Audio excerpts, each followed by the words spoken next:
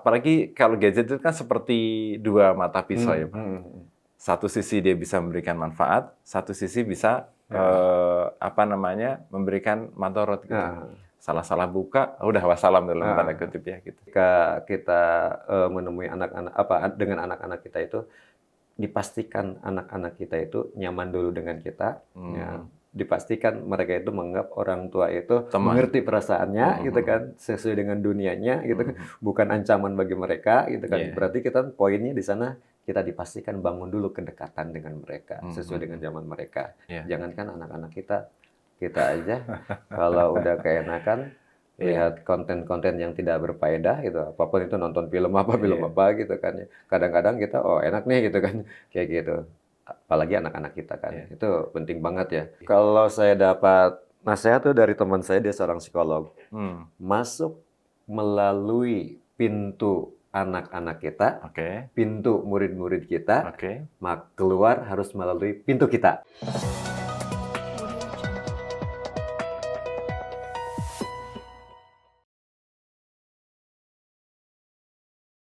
Bismillahirrahmanirrahim. Assalamualaikum warahmatullahi wabarakatuh. Alhamdulillahilladzi anzala sakinatan fi qulubil mu'minin liyazdadu imanan ma'a imanihim. Asyhadu an la ilaha illallah wahdahu la syarikalah wa asyhadu anna Muhammadan abduhu wa rasuluh. Allahumma shalli ala sayyidina Muhammadin wa ala alihi wa ashabihi wa man tabi'ahu ila yaumiddin. Bapak dan Ibu kaum muslimin yang dirahmati Allah Subhanahu wa taala, alhamdulillah di kesempatan yang baik ini kembali hadir di hadapan Bapak dan Ibu semuanya. Saya Nuruddin, alhamdulillah pada kesempatan ini bersamai channel podcast RKB TV yang insya Allah menghadirkan satu topik yang sangat menarik sesuai dengan kehadiran tamu saya yang sangat istimewa. Beliau ini adalah seorang trainer dan juga pakar pendidikan yang keahliannya sudah tidak diragukan lagi. Mohon izin saya sapa dulu narasumber kita di kesempatan hari ini, yaitu Bapak Husein Sutisna. Gimana Pak Husein? Alhamdulillah, Masya Allah, sehat. Pak Nurdin, apa kabar? Alhamdulillah. Ya, jadi Pak Husein Sutisna ini, beliau adalah seorang trainer, seorang motivator. Beliau juga seorang konsultan pendidikan. Ya, beliau S1 dan S2-nya di IPB dan beliau ini sedang menempuh jenjang pendidikan S3 di Universitas Jakarta, Pak ya. Mudah-mudahan cepat selesai ya, Pak. Manajemen pendidikan. Masya Allah, manajemen pendidikan luar biasa. Lagi nulis. Oh, luar biasa. Lagi nyusun-nyusun nih, Masya Allah. Mudah-mudahan dimudahkan. Belum S3 aja udah seperti ini, kiprahnya itu luar biasa tuh di pendidikan, di pemberdayaan pendidikan, guru, dan seterusnya ya. Mudah-mudahan ilmunya terus bisa bermanfaat untuk kita semua. Amin. Dan aktivitas sehari-hari beliau keahlian di bidang pengembangan kurikulum dan juga pendidikan, motivator pengembangan diri, desain dan evaluasi pelatihan, kemudian juga pelatihan pengembangan kompetensi guru berbasis growth mindset. Masya Allah, ini luar biasa sekali. Dan beliau ini juga yang saat ini sebagai narasumber Nasional Kurikulum Merdeka. Masya Allah, Kemendikbud Ristek Dikti ya, Pak Husein ya. Alhamdulillah. Jadi beliau ini udah keliling kemana aja nih Pak Husein ya? Keliling Indonesia kayaknya. Baik. Masya Allah. Ini CV-nya banyak ya, tapi kalau dibacakan satu-satu ini kayaknya waktunya nggak akan cukup ini. Baik Pak Husein, alhamdulillah hari ini tema kita yang akan diangkat adalah satu tema yang sangat menarik, yaitu tentang apa nih yang pendekatan pembelajaran yang pas gitu ya, pendekatan pembelajaran yang cocok untuk para Gen Z. Nah, sebagaimana yang kita tahu, Gen Z ini mungkin sekarang ini udah usia SMA kira-kira Pak ya.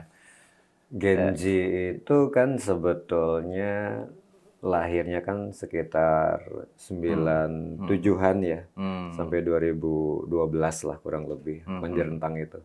Berarti kan kalau 97 sebetulnya bukan hanya SMA, mahasiswa pun sudah Gen Z. Mahasiswa itu sudah Gen Z. Bahkan yang kerja-kerja awal sekarang ini itu udah masuk Gen Z tuh. Kayak guru-guru muda, gitu kan, karyawan-karyawan muda itu udah masuk Gen Z sebetulnya. Kalau kita lihat ya terkait dengan generasi Gen Z itu, yang mungkin sebelumnya ya kita kenal milenial ya. Milenial itu generasi apa? Y ya, X, Y ya. Generasi Y, Gen Z, sebelumnya generasi X, sebelumnya generasi baby boom itu. Bahkan pasca Gen Z itu ada lagi tuh tantangan lagi buat kita. Alpha ya, Alpha. Nanti kita sekarang akan fokus di Gen Z ya. Gen Z. Tapi utamanya memang yang menjadi topik pendekatan kita ini, RQB TV ini memang sebetulnya segmennya umum, Pak Husain.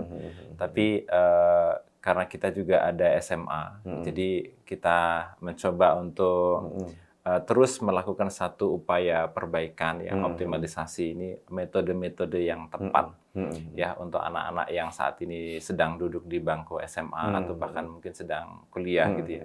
Karena dari setiap generasi rupanya berkembang ya Pak Husain, mungkin punya karena latar belakang yang berbeda sehingga ternyata punya keunikan yang berbeda-beda sehingga tidak bisa disamakan, apalagi zaman saya dulu mungkin disebut dengan zaman kolonial gitu ya. Metode yang waktu itu tepat mungkin diterapkan sekarang, wah ini kayaknya udah nggak tepat lagi gitu. Baik Pak Husain, jadi kalau kita lihat tentang generasi Z ini, orang kan melihatnya kayak generasi stroberi gitu ya. Kelihatannya garang gitu. Tapi ada tantangan dikit udah langsung melempem gitu. Nah, menurut Pak Husain seperti apa yang sebetulnya terjadi gitu ya?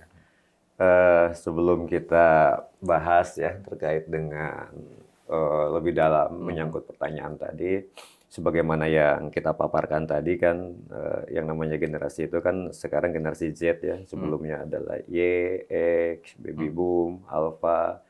Yang perlu kita bangun dulu mindset kita adalah bahwa di setiap generasi itu ya punya keunggulan masing-masing dan punya juga yang namanya kelemahannya masing-masing. Yang perlu kita kuatkan saat ini antar generasi tersebut ya, kita lebih fokus di titik bagaimana kita mengelola keunggulan-keunggulan dan potensinya itu, dan kita tidak boleh nih saling komplain antar generasi itu gitu kan itu. Itu yang harus kita clearkan di awal gitu. Nggak boleh. Dulu juga ketika generasi X ya, orang tua kita dulu muncul generasi milenial, mungkin komplain ke generasi milenial kan. Sekarang giliran generasi milenial komplain ke generasi Z. Z juga komplain ke generasi alpha. Gimana sih generasi alpha kayak gini? Itu yang harus kita clearkan, bahwa setiap generasi itu memang punya kehebatannya masing-masing gitu kan, punya keunggulannya masing-masing gitu ya. Dan kita fokus untuk mengembangkan itu semuanya. Itu yang perlu kita clearkan di awal supaya kita mindsetnya tidak menganggap ada generasi yang lebih baik daripada generasi sebelumnya. Padahal semua generasi itu ya punya potensi untuk membaikkan. Nah, itu yang perlu kita clear yang pertama. Sepakat. Terus yang kedua terkait dengan generasi Z tadi menyangkut pertanyaan, generasi Z identik dengan strawberry. Strawberry itu kayak gimana sih gitu kan? Ya kalau mungkin hanya sebuah ilustrasi saja, strawberry itu apa? Indah gitu kan ya, cantik gitu, jatuh, bonyok, dimakan, masem. Sebuah gambaran itu. Tapi yang perlu kita clearkan di sini, tidak semua generasi Z adalah strawberry. Betul kan? Dan kita pun melihat generasi Z itu punya daya tahan, punya daya juang, dan dia bisa hebat mendirikan perusahaan-perusahaan yang luar biasa gitu kan. Artinya apa? Tidak semua generasi Z itu adalah generasi strawberry. Memang saat ini lebih cenderung dikaitkan dengan generasi strawberry, apa tuh? Yang serba instan, tidak punya daya juang gitu kan ya, lemah terhadap kesulitan itu kan, seperti itu ya, yang saat ini orang ya menjudge generasi strawberry itu. Tapi yang perlu kita clearkan itu bahwa banyak juga generasi strawberry yang jauh lebih hebat daripada generasi sebelumnya, punya daya tahan juga kan. Itu yang perlu kita kuatkan dalam pikiran kita. Kenapa mindset tersebut perlu kita kuatkan dalam benak kita, sehingga ketika kita melihat generasi Z saat ini itu adalah aset gitu. Itu adalah potensi gitu kan. Di satu sisi punya kelemahan, di satu sisi mereka pun punya keunggulan. Gitu. Keunggulannya itu misalkan terkait dengan pemahaman digitalisasi. Bahkan generasi Z itu mereka punya kepedulian terhadap isu-isu sosial sebetulnya itu. Makanya ketika ada apa-apa langsung boom gitu mereka. Itu seperti itu yang perlu kita clearkan. Jadi intinya ya tergantung bagaimana kita mengelola mereka. Kalau kita kelola, stroberi pun ya bisa kita buat jus gitu. Iya, Bisa betul. kita buat topping segala macam gitu Iya, ya. iya. Jadi tergantung kita sebetulnya. Yang salah kan bukan generasinya. Yang salah Betul. bagaimana kita mengelola setiap Mengelolanya. generasi itu. Pak Husen, kalau kan kita tahu ya 2019 itu kan ini seluruh dunia tahu lah ya. Kita tuh kena satu sisi mungkin ada yang bilang distraksi gitu ya. Karena adanya COVID, kemudian semuanya beralih ke digital. Nah, ada juga yang mengatakan itu tuh sebetulnya percepatan. Kan di era 4.0 atau 5.0 itu memang dunia itu mengarahnya ke sana gitu. Nah, dengan adanya COVID-19, ya itu tuh sebetulnya kayak apa ya, kayak percepatan gitu. Nah, kaitannya dengan Gen Z nih, betul memang tadi saya sepakat bahwa di antara para Gen Z ini ada juga anak-anak yang dia tuh punya potensi luar biasa gitu. Nah, tetapi kalau di persentase gitu ya tetap ya mungkin secara umum yang tadi. Tapi sebetulnya masih banyak mutiara-mutiara yang bisa dioptimalkan. Nah, kaitannya dengan COVID, apakah itu ngaruh, Pak? Mungkin karena dulu itu kan berapa tahun, hampir mungkin 3 tahun ya COVID-19 itu kan terdistrak semuanya ke online. Nah, kemudian begitu pulih dari COVID, ternyata kebiasaan itu berpengaruh gitu ke cara belajar, berpengaruh ke cara berpikir, cara mengeksekusi pekerjaan. Menurut Pak Husen itu ngaruh nggak, Pak? Atau seperti apa? Mungkin ada? Oke. Yang jelas apa yang terjadi kemarin terkait dengan COVID kan yang kena kan bukan hanya satu generasi ya. Betul. Tapi semua generasi ya memang merasakan situasi itu gitu ya. Kalau kita ingin melihat sejauh mana pengaruhnya terhadap kita ya tinggal kita lihat secara pribadi ketika kita mengalami COVID ya bagaimana dampak yang kita rasakan terkait dengan COVID untuk diri kita sendiri gitu ya. Justru sebetulnya ketika kita selalu move on, adaptif terkait dengan perubahan, sebetulnya tidak terlalu masalah.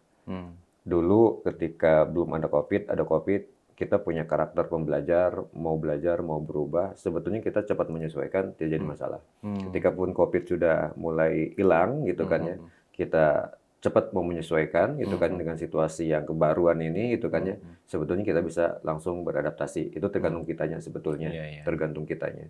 Yang kita lihat pun sebetulnya ketika kita lihat siswa kita atau apa yang kena dampak terkait dengan COVID itu ya mungkin ada presentasinya saya rasa tidak terlalu dominan. Buktinya apa? Kita pasca COVID kan tetap bisa eksis kan. Nah, di semua generasi itu kan orang tuanya juga tetap bisa eksis, anak-anak juga tetap bisa belajar gitu kan. Kalaupun ada hal-hal, ini dampak COVID gitu kan ya. Ya sebelumnya juga kan sebetulnya yang namanya problem-problem itu kan selalu ada ya. Cuman karena momentum COVID, mendunia ya, jadi isu dunia gitu ya. Berarti kata kuncinya biar bagaimanapun setiap kondisi itu pasti ada jalan keluarnya. Betul. Yang terpenting adalah bagaimana kita mampu beradaptasi secara cepat dengan kondisi atau kejadian tersebut. Gitu kira-kira ya, Pak. Iya betul. Kan kita nggak tahu pasca ini ada kejadian apa. Mungkin namanya bukan COVID kan.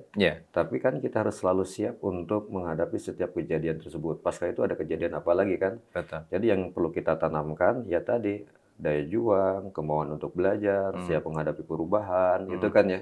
Ketika itu sudah kita miliki ya, apapun yang kita hadapi di jalan, kita akan berusaha mencari solusi. Betul. Jadi ibarat kita dulu waktu menjelang Lebaran kan kita suka mudik tuh. Ketika mudik itu kan kita nggak pernah tahu apa yang terjadi di jalan kan. Betul. Ketika arah kita sudah jelas, mau macet dijabanin, mau ban kempes diganti, mau sakit mampir ke rumah sakit, ujung-ujungnya nyampe juga kan. Nah, Betul. dan kita nggak pernah tahu kan apa yang terjadi. Ini pun kehidupan kita pun kan sebelumnya nggak ada COVID kita pun nggak pernah tahu kan. Jadi yang perlu kita siapkan itu mental itu, mental daya juang, sungguh-sungguh. Gitu. Ketika itu sudah kita kuatkan kepada murid-murid kita, gitu. Jadi itu nanti apapun situasinya mereka akan siap seperti itu. Jadi intinya bukan hanya sekedar mengajarkan ke siswa kita itu tentang pelajaran itu, tapi mengajarkan kepada mereka bagaimana caranya belajar. Itu yang paling penting kan. Menarik. Bagaimana caranya mereka belajar menghadapi situasi yang tidak terduga gitu kan ya. Kalau hanya sekedar mengajarkan pengetahuan, ya tahu, habis itu udah angus tuh pengetahuan, nggak berlaku lagi kan. Tapi kalau kita mengajarkan bagaimana caranya belajar kepada siswa kita, mereka akan siap menghadapi semua problem dan masalah-masalah dihadapi itu mindsetnya kan. Mungkin yang tadi dikaitkan, mungkin kalau udah grow mindset, gitu. Growth mindset, itu luar biasa. Allah. Baik Pak Husain, ini kembali tentang Gen Z ya. Nah, mungkin Pak Husain punya pengalaman atau punya misalnya riset atau apa yang berkaitan dengan Gen Z, terutama bagaimana sih cara mengoptimalkan atau meningkatkan karakter-karakter Gen Z ini supaya dia lebih kuat, lebih struggle lagi gitu ya dengan tantangan-tantangan yang ada. Memang di setiap zaman pasti akan ada tantangannya. Nah, kita juga pengen tahu nih Pak Husain, tantangan-tantangan yang akan dihadapi oleh teman-teman kita atau adik kita yang Gen Z, ya dengan karakternya seperti itu tuh kira-kira seperti apa gitu ya Pak Husain? Ketika kita bicara Gen Z, bagaimana mengelola mereka, gitu kan. Sebetulnya kita berkaca kepada diri sendiri, yang nggak jauh-jauh kemana. Lihat aja mungkin anak kita nih, di generasi apa nih. Misalkan saya anak yang pertama itu lahir 2008 tuh. 2008 itu udah saya masuk. 2009, beda setahun. Itu udah masuk generasi Gen Z kan seperti itu. Dan bagaimana kita mengelola itu, ya tinggal bagaimana kita sama kan mengelola anak-anak kita. Yang harus kita pahami tadi, mereka itu memang punya keunikan, kelebihan itu dari segi keingintahuannya tinggi, terutama yang terkait dengan digital kan. Itu adalah sebuah aset gitu kan ya, sebuah aset. Terus bagaimana mengelola mereka terkait dengan Gen Z tersebut ya, kita harus, ini orang Gen Z itu, kita harus berikan yang namanya semacam kesempatan kepada mereka, tanggung jawab lah. Jadi kita kasih tanggung jawab kepada Gen Z itu dari tanggung jawab yang paling mungkin mereka lakukan. Misalkan ketika di rumah hanya sekedar rapikan tempat tidur gitu kan ya. Ketika di sekolah misalkan dia jadi ketua panitia apa, kita ukur aja tuh yang paling mungkin mereka lakukan. Yang pertama dikasih tanggung jawab, yang kedua kita support. Dampingi, butuh apa, butuh pendampingan apa, jadi kasih tanggung jawab, kasih supporting. Yang nggak boleh itu kasih tanggung jawab, dilepas. Ketika dilepas mereka akan bingung tuh, gitu kan. Jadi kasih tanggung jawab, kata kuncinya, dan kita langsung support apa yang mereka butuhkan di posisi itu. Tapi tanggung jawab tersebut jangan langsung lompat yang tinggi di luar jangkauan mereka, yang kecil-kecil aja dulu. Jadi mungkin kita lihat dia kapasitasnya seperti apa, kemudian diberikan tanggung jawab sesuai dengan kurang lebih ya, sesuai dengan kadar kapasitas dia, itu. Terus jangan lupa tadi support ya, didukung ya. Didukung ya, apapun yang mereka butuhkan itu. Kamu butuh apa nih? Misalkan mereka kan kelebihannya digital tuh. Kayak saya kasih tanggung jawab nih. Mau ada acara nih, misalkan pokoknya dokumentasi buat film seterusnya, butuh apa nih ya? Oh butuh handphone yang ini, butuh ini, ya udah support aja gitu kan. Itu senang mereka tuh. Dikasih tanggung jawab dan support sesuai dengan passion atau apa yang mereka cenderungi saat ini. Iya. Jadi yang saya rasakan ke anak saya yang ini yang pertama, yang 2009 ya, beda setahun. Jadi betul mereka itu kebutuhan atau keinginan untuk aktif di sosmed itu luar biasa. Luar biasa. Kadang kita sebagai orang tua tuh nyari cara, nih gimana nih, kok kalau kita kan mungkin beda zaman. Pengen kalau bisa lepas dari sosmed itu sebetulnya seneng, bisa lepas dari HP itu seneng. Lah mereka kebalikan Pak. Kebalikan gitu. Mereka diajak ketemu, ngobrol, silaturahim secara langsung itu kayaknya rada-rada gimana gitu Pak. Tapi ketika di rumah ada laptop, ada HP, udah nyaman gitu. Nah gitu. Pak Husain ini masih terkait dengan itu ya, dengan ketertarikan yang begitu kuat gitu ya. Ketertarikan anak-anak begitu kuat ke gadget, ke sosmed itu. Nah terkadang saya sebagai orang tua itu, atau mungkin kita semua ya, kita khawatir gitu, apalagi kalau gadget itu kan seperti dua mata pisau ya Pak. Satu sisi dia bisa memberikan manfaat, satu sisi bisa Ya. apa namanya, memberikan madorot gitu. Ah, Salah-salah buka, udah wassalam dalam tanda ah, kutip ya gitu. Nah, pada poin itu Pak Ustadz, mungkin ada tips juga gitu ya, hmm, supaya anak-anak itu betul dia aktif di sosmed dengan hmm, gadgetnya, hmm, tapi gimana caranya supaya kita juga bisa memantau, bisa ikut melihat, kemudian memberikan apa namanya semacam kepercayaan bahwa hmm, yang dibuka itu ya yang baik-baik saja gitu. hmm. Ada pengalaman seperti apa Pak Ustadz? Gitu? Eh, Kalau saya analogikan kayak gini, Hmm. kita sebagai orang tua ya hidup di darat nih, Ya. lahir di darat, Hmm. hidup di darat. Eh, Terus anak-anak kita hidup di laut nih, Hmm. lahir di laut, hidup di laut kan, gitu kan. Kita nggak bisa memaksa anak-anak kita yang hidup di laut tersebut ke darat, mereka bisa mati tuh, Ya. gitu kan. Betul. Tapi tugas kita adalah gimana caranya kita bisa bersama hidup dengan mereka. Hmm. Otomatis kita harus berenang ke sana. Kalau nggak bisa berenang ya belajar berenang, Hmm. pakai kapal laut, pakai kapal selam, pakai apalah gitu kan, pakai Oke. oksigen gitu. Kita bersama mereka di sana, dipastikan supaya mereka itu aman, selamat di sana, tidak kemana-mana kan. Betul. Artinya apa? Tidak bisa kita memaksa zaman mereka pindah ke zaman kita. Kita yang harus menyesuaikan dengan zaman mereka. Makanya kita pun juga sering diajarkan kan, bagaimana kita mendidik anak-anak kita sesuai dengan zamannya kan. Betul. Bukan bagaimana mereka mengikuti zaman kita. Jadi kita harus, mindset kita harus kita ubah. Sekarang itu udah zaman digital, udah zaman medsos segala macam gitu kan, apalagi AI segala macam itu banyak gitu itu. kan ya. Itu sudah zaman sudah situasi kita nggak bisa menghindari dan menjauhkan mereka lagi dengan itu, gitu ya. Tinggal bagaimana yang poin pertama itu kita dekat dulu dengan mereka, mereka nyaman dulu dengan kita. Kalau belum apa-apa, mereka sedang gadget, kita datang langsung, oh ada ya, oh segala macam gitu. Kalau udah kayak gitu, kemungkinan besar mereka nggak mungkin mereka terpisah, tapi mereka akan sembunyi-sembunyi ketika kita nggak ada, puas-puasin tuh gitu kan ya. Lebih baik kita bersamanya dengan mereka. Misalkan saya dengan anak saya, kelihatan main game, oh gamenya seru banget, game apa yuk kita main gitu. Kayak gitu kan, kita mendampingan kan. Jadi Betul. ketika kita mendampingi, melihat gitu kan ya, dan kita lihat yang disaksikan seperti apa gitu kan ya, mereka nyaman dengan kita. Jadi bukan ancaman ya orang tua, tapi ternyata udah friendly nih, bisa Friendly. mendampingi. Iya, Jadi yang paling penting itu gitu kan ya, ketika kita menemui anak-anak dengan anak-anak kita itu, dipastikan anak-anak kita itu nyaman dulu dengan kita, ya. Dipastikan mereka itu menganggap orang tua itu Teman. mengerti perasaannya gitu kan, sesuai dengan dunianya gitu kan, bukan ancaman bagi mereka gitu kan. Iya. Berarti kita poinnya di sana kita dipastikan bangun dulu kedekatan dengan mereka sesuai dengan zaman mereka, jangan sampai ada jarak. Ada Tidak bonding yang ada kuat bondingnya ya. dulu yang kuat tuh. Kalau mereka merasakan bagaimana orang tua gitu kan ya, yang selalu mendampingi, penuh cinta dan kasih gitu kan ya. Ketika mereka sendirian pun mereka sudah punya barrier tersendiri tuh. Oke. Itu yang pertama. Terus yang kedua terkait dengan tadi ya, ya kita kita pastikan saja gitu kan. Memang tetap harus ada batasan. Itu disepakati gitu kan. Misalkan saya di rumah ya udah habis. Oke, boleh main gitu ya. Boleh main handphone. Ada Ada batasan-batasan itu batasannya. mungkin lebih ke kayak kesepakatan bersama kali ya. bersama, bukan otoriter kita gitu kan ya. Kesepakatan win-win solution lah. Kita tidak menjauhkan 100% dari dunia itu, seperti itu. Tapi kita ngasihlah batasan-batasan dari segi waktu, batasan-batasan dari segi konten, itu edukasi Oke. terus.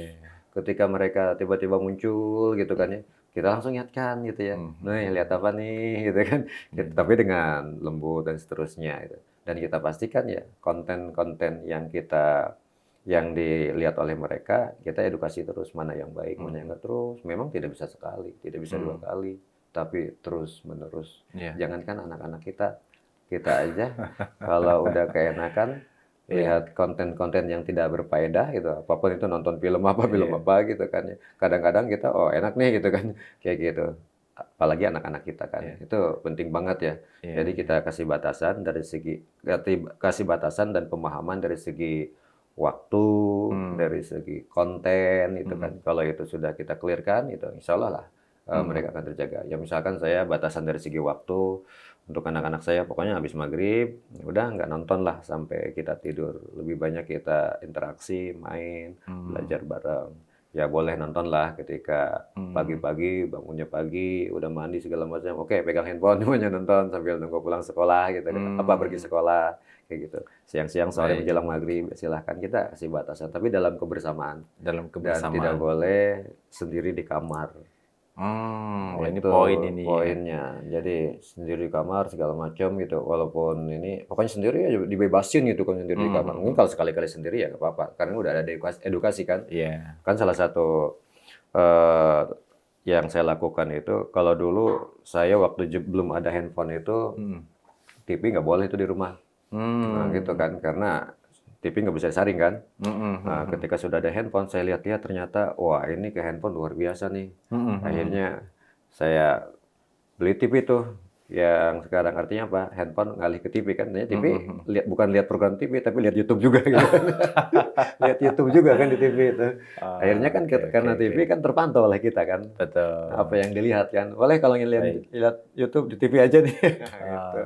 Ya, jadi poinnya pendekatan pembelajaran untuk Gen Z ini, pertama tadi tips dari Pak Husain ini adalah bagaimana pertama kita tahu dulu nih, kita nih sebagai orang tua dulu lahirnya di darat. Ini jelek banget Pak kalau menurut saya.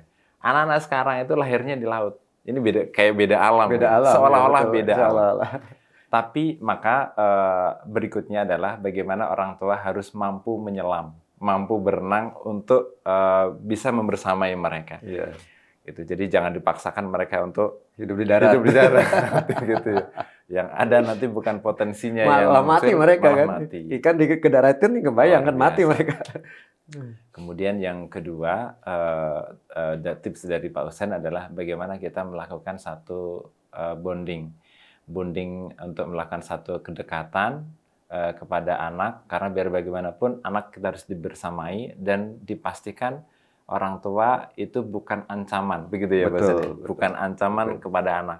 Gitu. Jadi kalau kita nih baru, ada ayah, ada abi, langsung seset gitu, diberesin dan seterusnya, wah berarti kita sebagai ancaman gitu. Nah ini nanti ketika ini dibiarkan kondisinya makin ke sana tidak semakin baik, karena kan makin bertambah usia anak-anak akan semakin dewasa dan ketika mereka tidak muncul satu kemandirian untuk bisa memfilter mana yang baik dan mana yang buruk, wah ini bisa menjadi bencana buat kita ya Pak. Nah ini alhamdulillah, mudah-mudahan kita semua ini juga terjaga ya dan bisa bersama anak-anak kita. Baik, Pak Husain, berikutnya ini tentang kalau dari sisi konten Pak Husain, anak-anak ini kan kita semua udah tahu ya mereka tuh ini banget gitu ya di apa istilahnya tuh di sosmed ya. Kira-kira konten-konten apa ya Pak yang mereka tuh paling disukai gitu sehingga orang tua tuh bisa masuk? Gitu. Apakah mungkin game atau mungkin konten-konten ini? Kalau orang tua kan pengennya tuh ya baca sejarah misalnya gitu ya, baca sirah gitu ya, atau baca misalnya dari sisi akademik belajar tentang, kalau lihat YouTube tuh ya harapan orang tua makan tips bagaimana belajar matematika yang mudah misalnya, kan pengennya begitu. Tapi kan ternyata anak-anak begitu dilihat YouTube, lihat IG dan seterusnya kan ya mungkin sesuai dengan dunianya mereka gitu. Nah, mungkin Pak Husain ada tips gimana caranya supaya orang tua itu bisa masuk untuk mengarahkan melihat konten-konten yang lebih baik, nah sehingga itu tuh bisa bermakna edukasi juga buat mereka gitu Pak Husain. Yang perlu kita pahami, ibarat kita makan Pak Nurdin, yang berbeda bukan makanannya, tapi yang berbeda itu bagaimana cara mengelola dan menyajikan makanan itu. Kalau makanannya dari dulu tetap nasi, dari dulu tetap sayur itu, dari dulu tetap karbo gitu kan, dan seterusnya lah, gula gitu. Cuma kan model penyajiannya itu yang berbeda, dan yang membuat mereka menarik itu bukan di makannya segala macamnya jenis makanannya, tapi di titik model penyajiannya itu, gitu kan modelnya. Sama aja dengan yang namanya pembelajaran gitu ya. Yang berbeda bukan materinya. Kalau materi udah zaman dulu ya sama zaman Rasulullah kan sama sampai kapanpun kan yang namanya keilmuan kan. Cuma yang membedakan itu bagaimana menyajikan materi-materi tersebut sesuai dengan zamannya. Kenapa mereka saat ini lebih cenderung suka dengan konten-konten yang tidak baik? Karena konten yang tidak baik tersebut dikemas dengan sesuatu yang sangat baik. Nah, sehingga mereka tertarik ke sana. Berarti tantangannya adalah bagaimana kita sebagai pendidik nih mengelola materi-materi yang baik tersebut, kita kemas dengan sesuatu yang kira-kira mereka sukai. Yang mereka sukai, anak-anak sekarang itu audiovisual kan? Mau tidak mau kan, seperti audiovisual dekat dengan digital gitu kan ya. Kalau kebaikan dikemas dengan digital, audiovisual yang mereka sukai, nyampe akan ke mereka karena mereka berada di frekuensi itu. Gitu kan ya. Tapi kalau seandainya kita tetap menyampaikan konten dengan gaya kita dulu, misalkan buku segala macam gitu kan ya, pokoknya ceramah monoton itu dan seterusnya, ya itu nggak nyampe ke mereka kan, frekuensinya beda gitu kan. Frekuensinya beda. Saya jadi teringat ini Pak Husain, ada satu quotes yang cukup bagus ya dari pendiri Pondok Pesantren Gontor. Jadi materi itu penting, tapi metode itu jauh lebih penting. Ini relate ya Pak ya.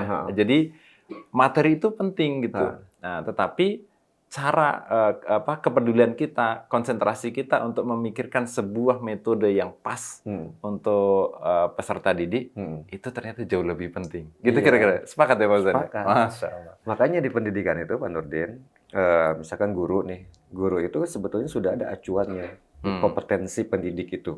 Jadi kompetensi pendidik itu yang pertama itu kompetensi pedagogi. Kompetensi pedagogi itu bagaimana guru mampu mengelola pembelajaran semenarik mungkin. Gitu kan, sesuai dengan zamannya itu pedagogi. Yang kedua adalah kompetensi kepribadian.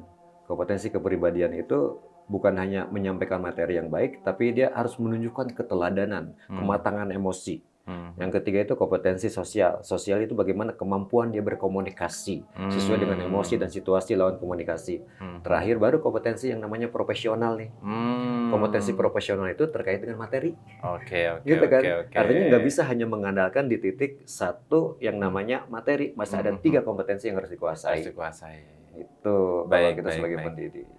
Baik. Ini sebetulnya sudah adzan Pak Ustaz. Tapi satu lagi pertanyaannya dari saya.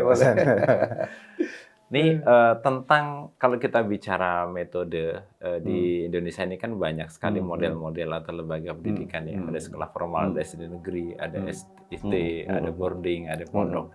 Nah, menurut Pak Husain, pendekatan pembelajaran atau sistem mondok atau boarding itu menurut Pak Husain apakah ini sudah dianggap cukup untuk mengakomodir dengan kebutuhan anak-anak Gen Z atau seperti apa Pak? Mungkin Bapak ada pandangan lain.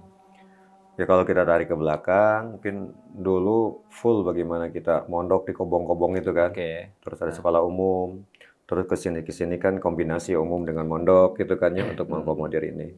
Jadi untuk sebenarnya yang salah itu bukan mondoknya, bukan umumnya, tapi yang perlu diperhatikan itu bagaimana mengelola lembaga pendidikan tersebut. Apakah dia sebagai pendidikan yang misalkan yang nggak mondok ataupun yang nggak mondok. Kalau yang mondok dari segi konten, pengelolaan, model, metode, guru-gurunya gitu kan ya, semuanya mengakomodir kebutuhan peserta didik, saya rasa nggak ada yang salah, yang namanya itu sesuai dengan kebutuhan saja kan. Ini sesuai dengan kebutuhan. Jadi tantangannya itu ketika mau sekolah pagi dan sore ataupun mau mondok, fokusnya adalah pembelajaran berpusat kepada peserta didik. Jadi apa yang kita kelola, apa yang kita berikan, apa yang kita desain, apa yang benar-benar kita sampaikan kepada mereka, berangkatnya dari kebutuhan peserta didik kita. Kira-kira mereka itu butuhnya apa? Ingin seperti apakan. Misalkan kayak gini, ketika saya tanya ke Pak Nurdin nih, Pak Nurdin sayang nggak dengan anak-anak? Dengan anak di rumah, sayang nggak? Cinta nggak? Coba kalau saya tanya kepada anak Pak Nurdin, merasa dicintai nggak oleh Pak Nurdin? Nah, gitu kan? Kita merasa cinta, tapi belum tentu anak-anak kita itu merasa dicintai.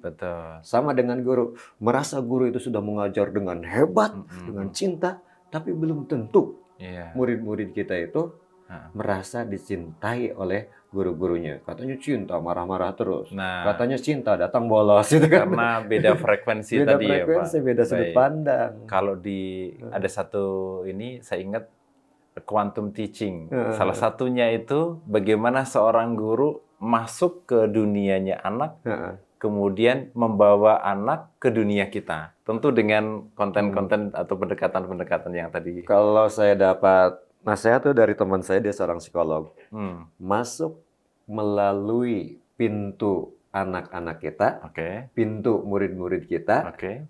keluar harus melalui pintu kita. Masya Gitu Allah, kan ini lebih poinnya. lebih mantap lagi, lebih Poinnya jelek gitu lagi kan. ya.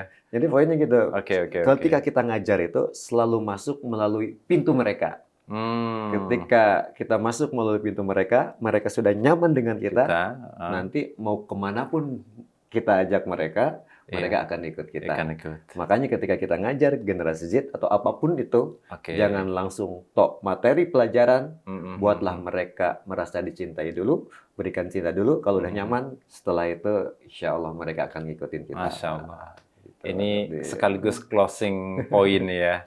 insya Jadi Allah. bagaimana kita terkait dengan bagaimana pendekatan pembelajaran yang terbaik, ya tentu saja tadi. Hmm. Ini tips yang menurut saya harus kita ingat betul-betul ya, Pak Husain.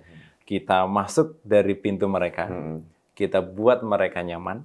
Nah, kemudian kita ajarkan apa yang semestinya kita ajarkan oleh guru. Nah, kemudian outputnya atau keluarnya itu melalui pintu kita, Iya, kira-kira sesuai begitu. dengan Jadi tujuan sesuai kita, dengan ya. tujuan, Masya Allah. Baik Pak Husain, ini Siap. sebetulnya lumayan ya, cukup hangat ya diskusi kita panjang, ya. hari ini. Tapi alhamdulillah karena sudah zuhur juga, dan mudah-mudahan diskusi kita yang cukup singkat ini bisa memberikan inspirasi untuk kami juga. Kebetulan di sini ada SMA Berkah yang kami mengelola jenjang SMA saja, mondok, tapi Senin sampai Jumat Pak Husain. Kenapa ini diambil? Karena salah satu inspirasinya adalah supaya Sabtu Ahadnya anak-anak tetap bisa pulang. Tadi memenuhi bonding dengan orang tua. Betul. Karena sejatinya tugas Mendidik ya. mendidik itu adalah di tangan orang tua, dan kami pondok sekolah itu adalah sebagai partner. Partner, ya. Dan kita berharap tetap ada kolaborasi yang kuat, terutama di Sabtu Ahad, agar anak-anak tetap dibersamai oleh orang tua, dan sekaligus orang tua juga bisa melihat kebiasaan-kebiasaan yang sudah dilakukan di pondok atau di SMA, di sekolah, itu kebawa nggak sih ke rumah? Tilawahnya di rumah jangan-jangan hilang misalnya gitu. Nah, ketika ada hal-hal seperti itu, orang tua juga bisa langsung berkoordinasi dengan ustadznya, dengan sekolah, dan itulah harapannya gitu ya. Mudah-mudahan ikhtiar-ikhtiar ini tadi dalam rangka untuk memfasilitasi anak-anak supaya mereka bertumbuh sesuai dengan passionnya mereka, dan mereka bertumbuh tanpa dipaksa, tanpa diintimidasi apalagi ya, naudzubillah. Baik Pak Husain, sekali lagi terima kasih banyak. Jazakumullah khair. Ya, mudah-mudahan ini bukan yang pertama dan terakhir. Mudah-mudahan nanti di kesempatan berikutnya kita bisa sama-sama hadir kembali, mungkin dengan topik-topik yang lain yang tak kalah pentingnya di dunia pendidikan ini. Baik, Bapak dan Ibu yang dirahmati Allah Subhanahu wa taala, demikian bincang-bincang kami dengan Pak Husain Sutisna. Mudah-mudahan apa yang tadi sudah kami diskusikan ini bisa memberikan satu inspirasi, satu ilmu juga bagaimana kita melakukan satu pendekatan pembelajaran. Ya, karena pembelajaran itu sejatinya tidak hanya pembelajaran di pondok atau di sekolah, tapi juga pembelajaran di rumah, belajar ilmu-ilmu kehidupan yang tentu saja itu sangat diperlukan. Baik, saya kurang lebihnya mohon maaf. Saya undur diri. Wassalamualaikum warahmatullahi wabarakatuh. Waalaikumsalam.